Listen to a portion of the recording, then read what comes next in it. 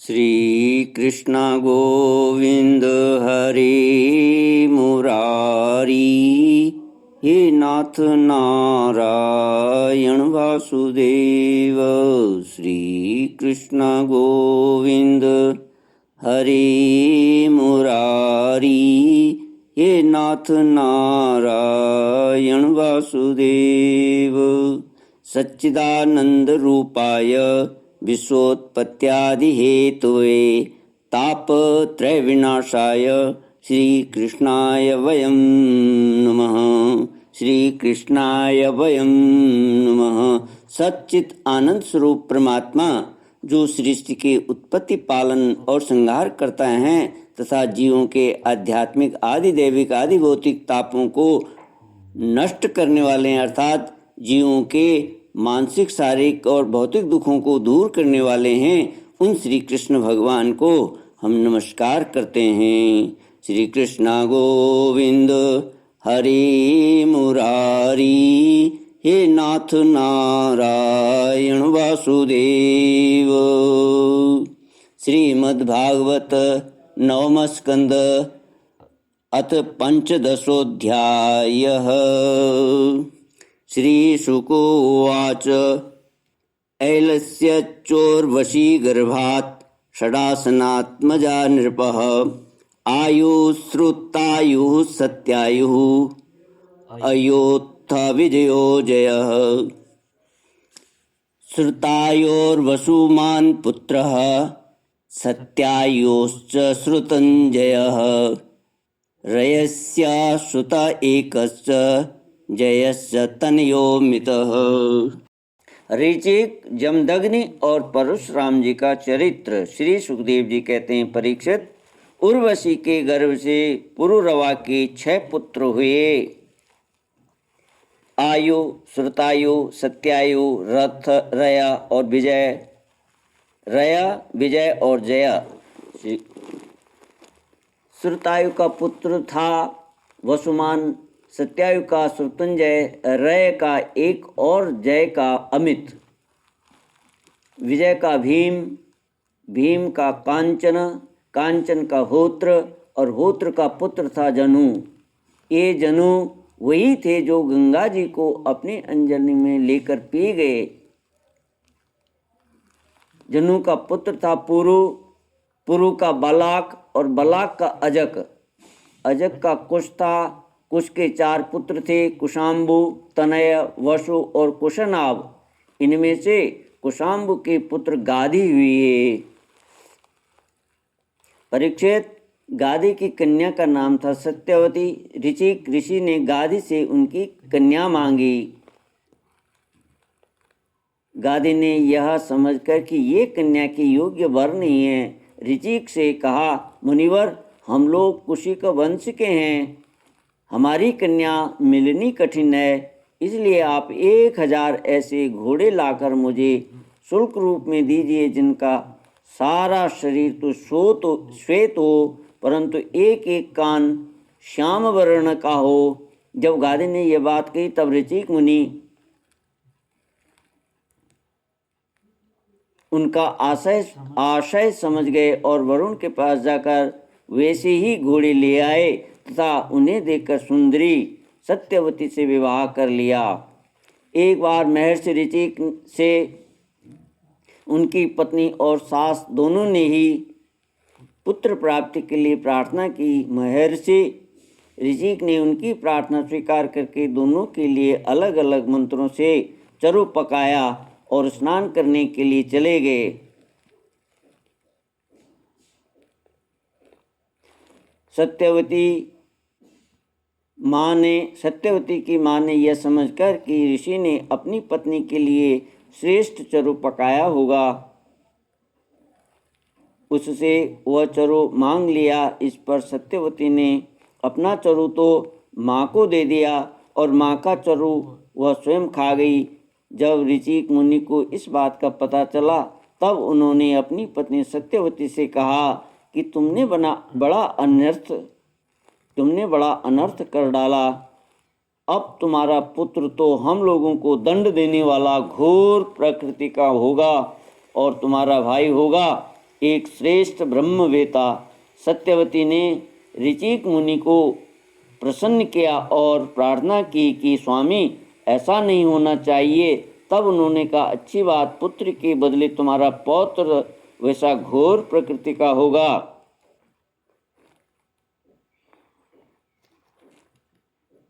समय पर सत्यवती के गर्भ से जमदग्नि का जन्म हुआ।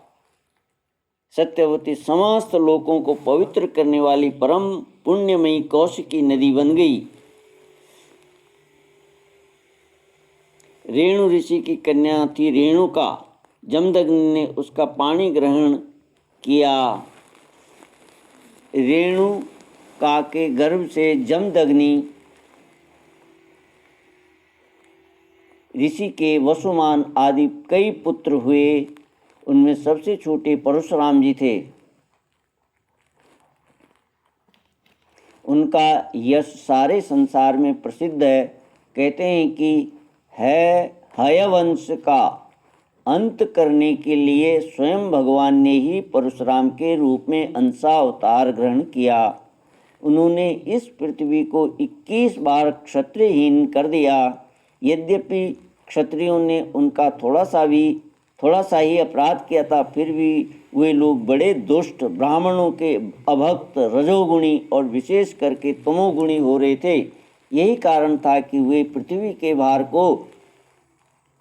भार हो गए और इसी के फलस्वरूप भगवान परशुराम ने उनका नाश करके पृथ्वी का भार उतार दिया।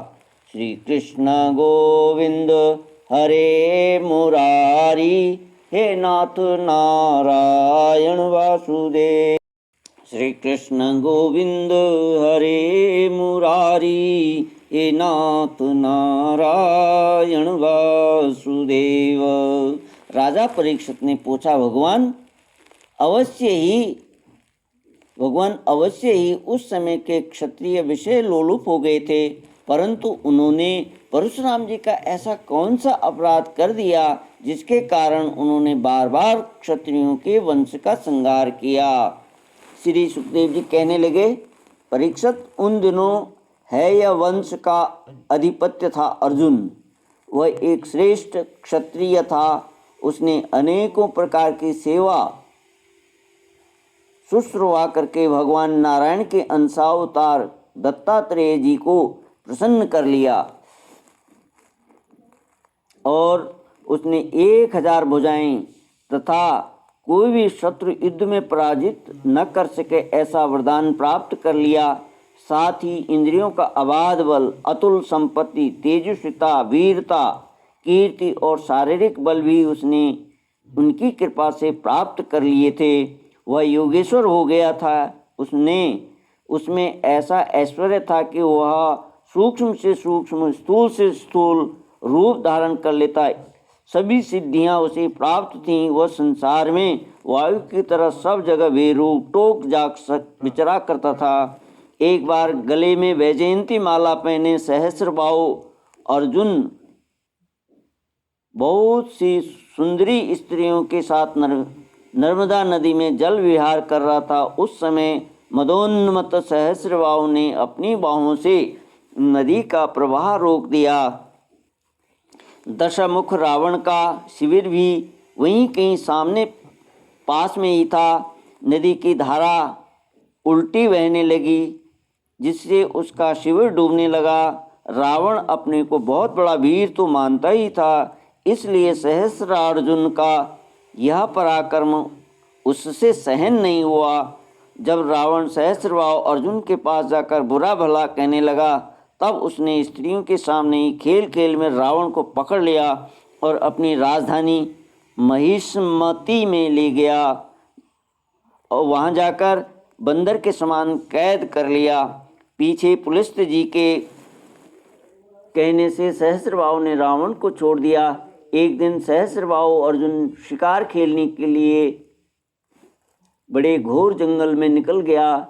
दैववश वह जमदग्नि मुनि के आश्रम पर जा पहुंचा। परम तपस्वी जमदग्नि मुनि के आश्रम में कामधेनु रहती थी।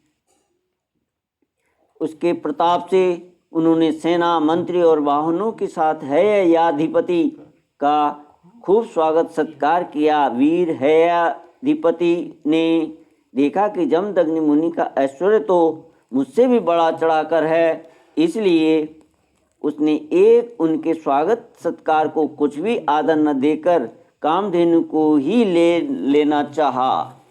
उसने अभिमानवश जमदग्नि मुनि से मांगा भी नहीं। उसने सेवकों को आज्ञा दी कि कामधेनु को ही छीन ले चलो। उनकी आज्ञा से उनके सेवक बछड़े के साथ बाँ टकराती हुई कामधेनु को बलपूर्वक महेशमतीपुरी ले गए। जब वे सब चले गए तब परशुराम जी आश्रम पर आए और उनकी दुष्टता का वृत्तांत सुनकर चोट खाए हुए सांप की तरह क्रोध से तिलमिला उठे। वे अपना भयंकर परशा, तरकस, ढाल एवं धनुष लेकर बड़े वेग से उनके पीछे दौड़े, जैसे कोई किसी से न दबने वाला सिंह हाथी पर टूट पड़े। श्री कृष्ण गोविंद हरे मुरारी, हे नाथ नारायण वासुदेव। तमापतन्तं भृगुवर्यमोजसा, धनुर्धरं बाणपरश्वधायुधम्।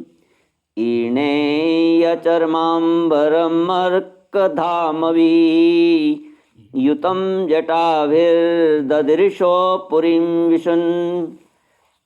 श्री कृष्ण गोविंद हरे मुरारी, हे नाथ नारायण वासुदेव।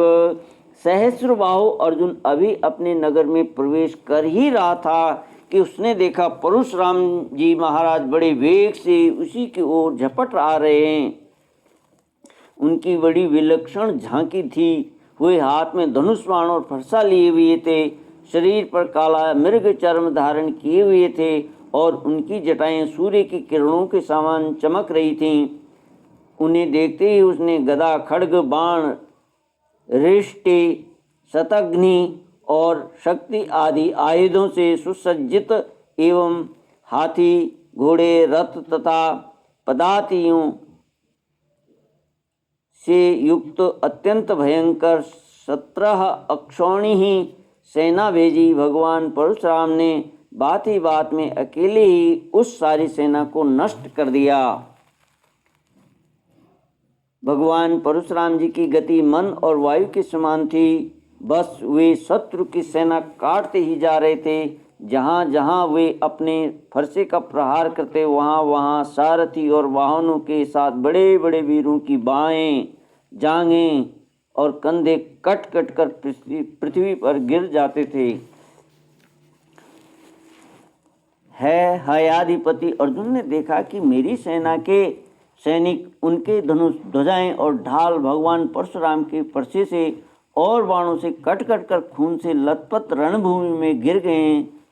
तब उसे बड़ा क्रोध आया और वह स्वयं भिड़ने के लिए आधमका। उसने एक साथ ही अपनी 1000 भुजाओं से 500 धनुषों पर बाण चढ़ाए और परशुराम जी पर छोड़े, परंतु परशुराम जी ने समस्त शस्त्रधारियों के शिरोमणि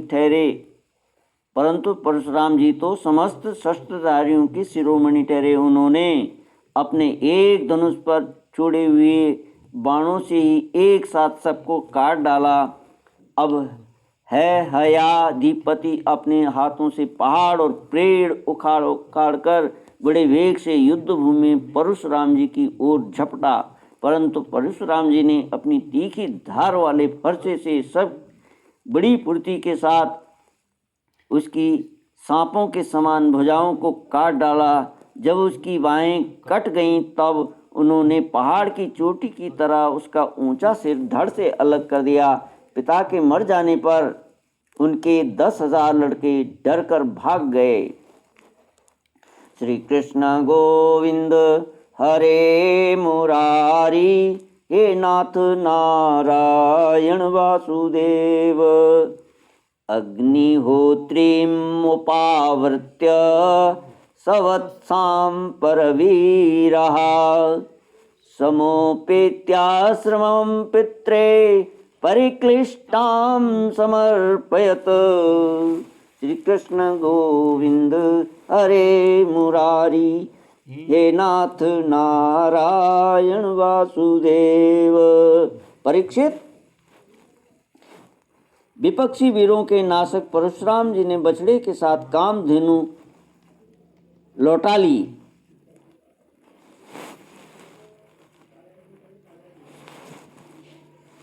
वह बहुत ही दुखी हो रही थी। उन्होंने उसे अपने आश्रम पर लाकर पिताजी को सौंप दिया और महिष्मति में सहस्रबाहु ने तथा उन्होंने जो कुछ किया सब अपने पिताजी तथा भाइयों को कह सुनाया।